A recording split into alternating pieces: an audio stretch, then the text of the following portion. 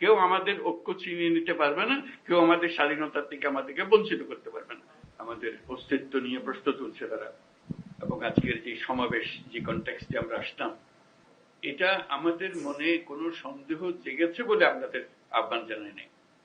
আমরা আহ্বান জানিয়েছি এই জন্য, অগাস্টের 5 তারিখে যে উত্তেজনা এবং যে শক্তি নিয়ে যে ঐক্যবদ্ধভাবে আমরা শত্রুর মোকাবেলা করেছি, আমাদের ছাত্র জনতা বুক পেতে দিয়েছিল, জীবন দিয়েছিল, সেই ঐক্যের কোথাও কোনো চির ধরে নাই, কোনো ফাটল ধরে নাই। সে কথাটা দুনিয়ার সামনে প্রকাশ করার জন্য এটা করেছি।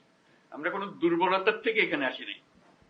আমরা এখনো সেই জাতি, যেই জাতি এই 5ই আগস্ট থেকে আমরা যাত্রা করেছিলাম স্বৈরাচারী সরকারকে বিদায় দিয়ে, সেই জাতি এখনো সেই সজাগ আছে, সে মজবুত আছে।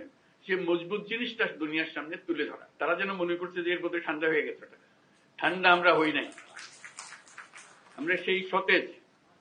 যখন আমরা দেখি পুলিশ বলে যে স্যার একটা মারি তো 4টা দাঁড়ায় যায়, এখনো 4টা না 40টা দাঁড়াবে। এবার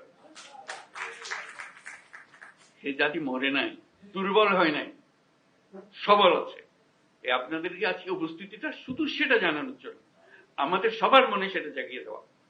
এটা আমাদের থেকে ছিনিয়ে নেওয়ার কোনো অবকাশ, কারো শক্তির নাই। যে যত ষড়যন্ত্র করুক, যত অপপ্রচার করুক, যত কিছুই করুক, আমাদের থেকে এটা ছিনিয়ে নিতে পারবে না। কারণ আমাদের রক্ত এখনো শুকায় নাই। আমাদের দেয়ালে দেয়ালে যে লেখাগুলো আছে আসা যাওয়ার পথে রোজ পড়েন, সেগুলো মুছে যায় না এখনো, দগদগ করছে এগুলো এখনো। সেটা আমাদের বুকেও দগদগ করছে।